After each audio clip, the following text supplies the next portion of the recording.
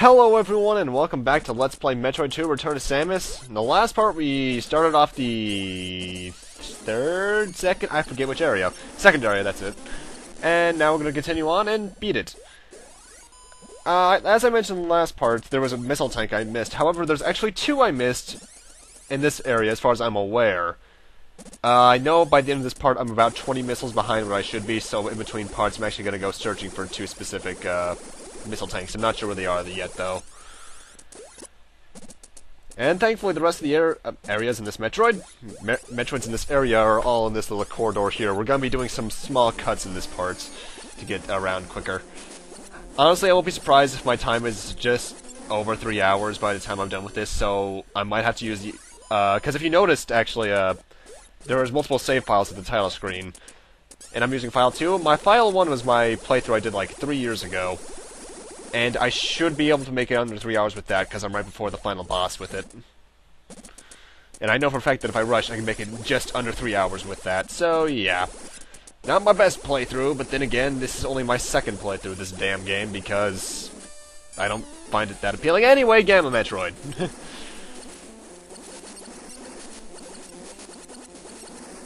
You know, I gotta say, Gammas are really annoying because they do just tend to go right for you. They're not the most aggressive in the game, but they are still pretty annoying.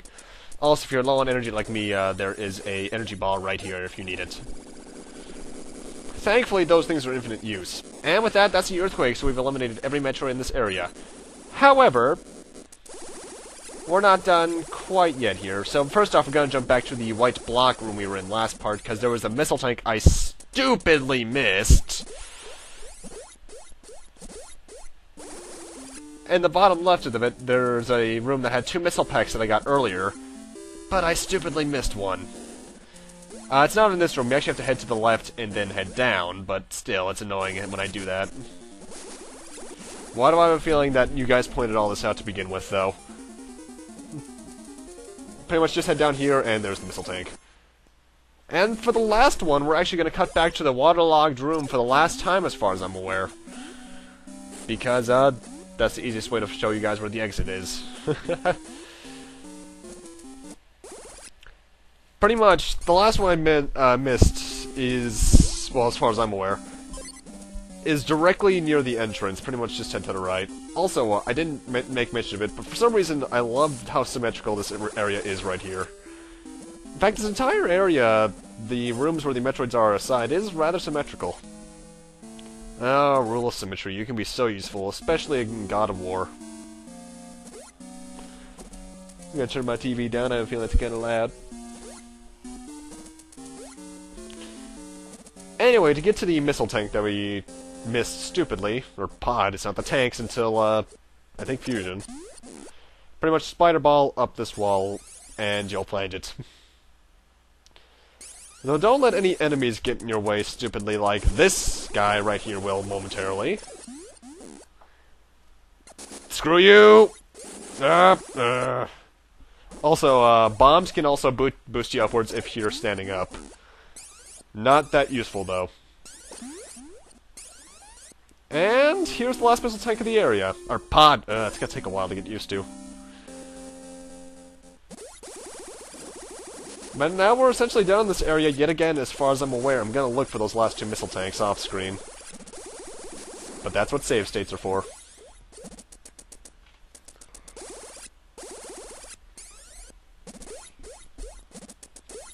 No, I have to imagine the early Metroid games had to be probably the earliest, the most pain in the ass to 100% back in the 80s. Because if you didn't have a guide, and I know for a fact you wouldn't, well, obviously you wouldn't have as many guides because the internet wasn't around yet. But if you didn't have the official strategy guide, if they even existed back then, I know they did for Super Nintendo games, so they may have for NES. Actually, some did, because I know Final Fantasy and Mario 3 got Nintendo Power Guides. But even still, it was annoying because look how much everything looked alike. You could probably barely tell where you could bomb stuff. That's one thing I love Super Metroid onwards for doing, is that you can tell when stuff is bombable to an extent. Also, the audio, aside from me, is going to cut out momentarily. In fact, right now because for some reason the recording froze for a second there, causing mass audio desync. It does it every now and then, because I know for a fact it did the exact same thing back in the Fortress of Wind. No, not the Fortress of Winds. Whatever the final dungeon was back in Minish Cap. And now we're in the new area. And it starts with this really annoying maze. Which, luckily, I was able to find my way through purely off of luck.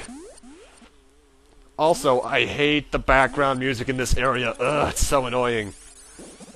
And as I mentioned before, the soundtrack for this game is sent from when there's an actual melody. Sucks. And this is probably the only Metroid game I can say that for. Well, aside from the other two in the series. I'll get more into that into the credits.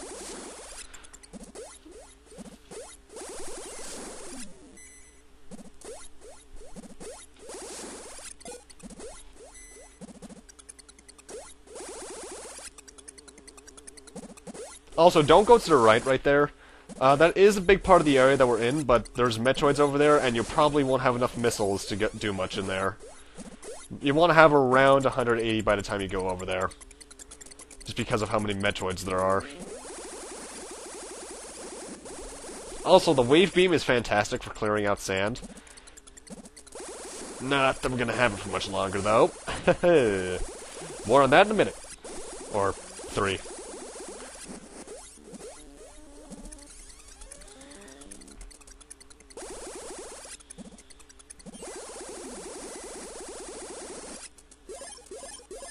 Missile recharge there if you need it. You probably will, actually. Note if you're following mine as a guide, you will have around 150 missiles at this point. If you don't, you might want to look back through the videos and see which ones you may have missed. Or use a 100% walkthrough, that's better here on YouTube. Or actually, there's probably just exclusive missile guides here on YouTube, so you could probably use that as well.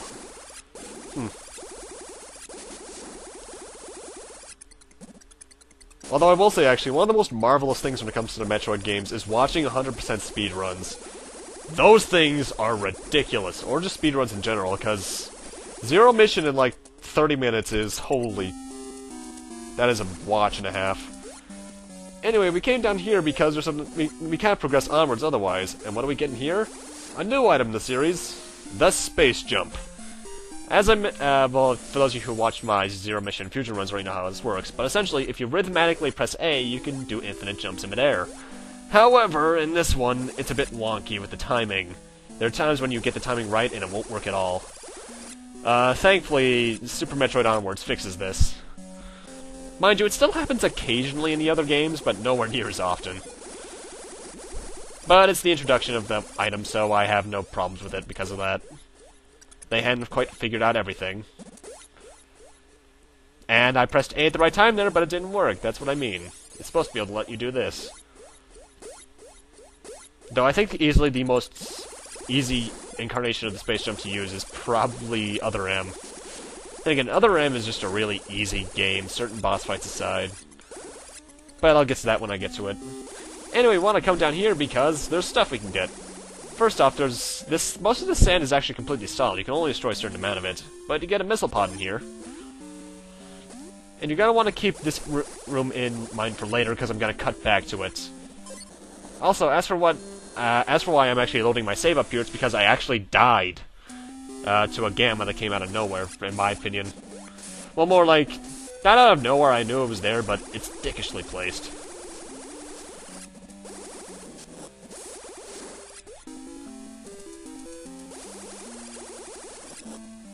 I am thankful this is the first Metroid to have saving, though, because beating this game without saving, if you die, that's a pain. And no 24-digit passwords, please. And here we get a new item in the series, the Spazer Beam, later known as the Wide Beam from Fusion onwards. It's essentially 3 beams that go, well, like that. It's not as... well, actually, no, it doesn't have as much up and down range as the Wide Beam, but it does more damage overall, and it's much more useful. Though, it doesn't have that long of a period with you if you know where to go. So technically speaking, actually, this is the only area that I technically have practice with because Unlike some Let's Players, I don't do practice runs, and you might not see what's going on here, but there's a Gamma Metroid below us like this. This is the one that killed me, because I completely forgot it was there. How are you expected to avoid that one, seriously? And luckily, though, all Gamma Metroids do go down with 10 shots. They're not the most annoying thing in the game. We'll get to that in the next part or so. Those who have played this game probably know what I'm talking about. Anyway, you want to spider ball up. Spider ball. There you go. Spider ball up this wall. And this is me forgetting where I actually have to bomb. But you want to bomb this corner right there. Because as you can see, there's a small little room above us. Going up here, and... well, as you can see, there's a missile pod. Just jump... spring ball, rather, up, and you can get it.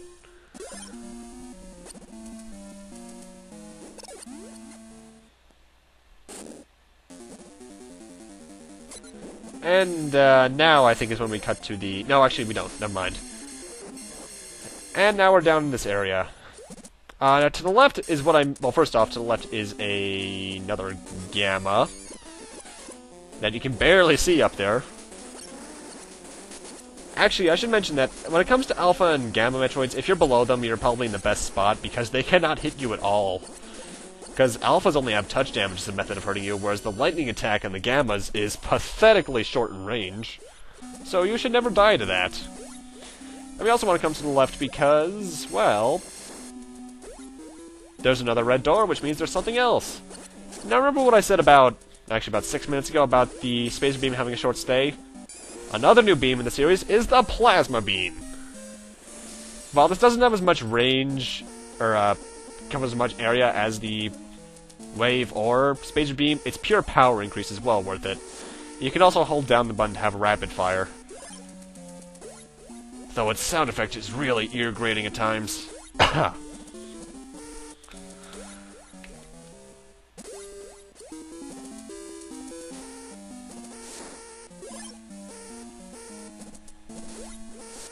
And over here we got a pathetically hidden missile pod. If you don't get that, you're doing a challenge run.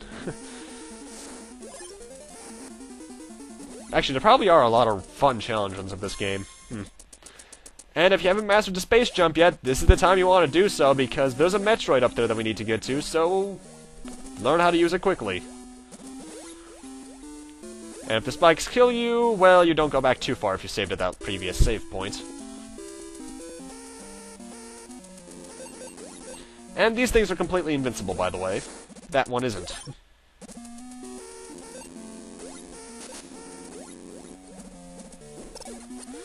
Now, this is probably one of the wonkiest little morph ball tunnels in the game. Why? Well,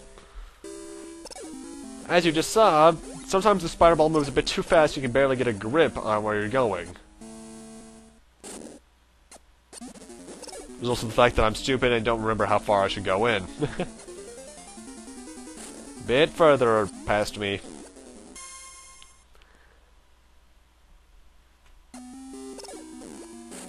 There you go. Also, the tunnel-like things on the ceilings are only so they can hold back the... whoa, whoa, Alpha! Hello, I forgot you were here, actually. Thought the Metroid was a bit further in. Oh, no, that's something else, actually. But those little tunnels in the previous room, that like the ones above me, are just there so they can block the laser things. And why am I coughing? Ugh. That's past cold season for me. And why are we coming all the way to the left? Because there's an energy tank here for us. And just in time, too, because I needed it. But now we're actually going to cut back to that save point that I mentioned earlier, because... time saving. It's a pretty linear path back there anyway.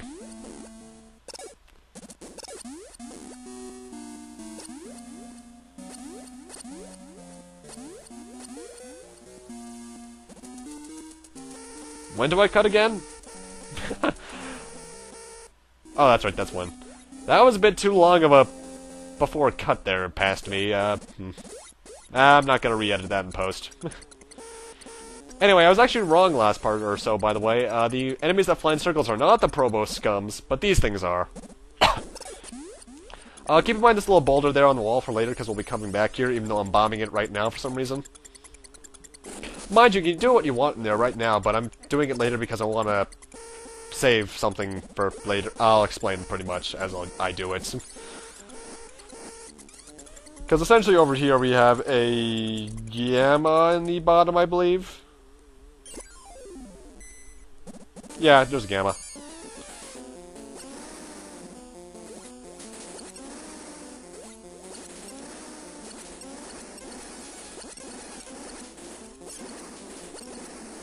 But luckily, gammas are rather easy. In fact, Metroids are the only bosses in this game for some reason. Anyway, now we're back here, even though honestly, I probably could have just done it then, but then again, I just took damage. The reason I wanted to wait is because there's an energy tank in here, and I wanted to save that health restore in case I took a lot of damage during that Metroid fight. Come on, Samus, get in there. Ah, stupid block. Thank you.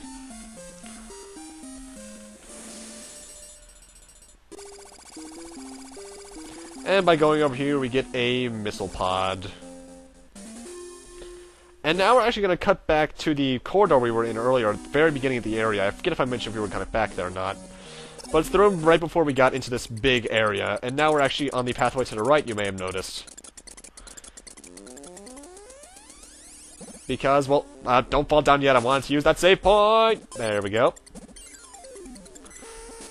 Because, well, this is where the new area part is. That was the wrong sentence than it should have been. Essentially, the rest of the Metroids in the area are over here. By the way, I think this area has a total of 10 Metroids. And there's one right there! You couldn't have just stayed in Alpha.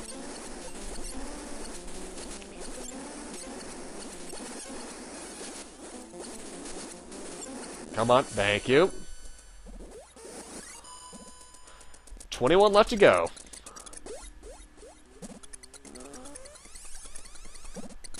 Oh god, dumbbells hurt! Don't fall all the way to the bottom here, by the way, because there's nothing down here. But anyway, these enemies right here are weird. They're called TPOs, I believe. I'm not sure what that stands for. It might even be for total pushover, so that might be even a fan-given name. Either way, they're weird little dumbbell things, and they freak me out for some reason. There's a path there, but we're not going to go there until next part. And I won't actually get those 2 missile tanks I know for a fact I probably don't have by the end of this part. Until after we clear this area. And we want to come up here. Now you see all this weird little bramble stuff on the screen? Wow, that is some knockback. That sent me right back up. Well, if I can jump back up, thank you. You want to destroy as much of this as possible because there's a Metroid in here and this stuff will block your missiles. Highly, highly annoying. Thankfully, as far as I can recall, this is the only area that does that.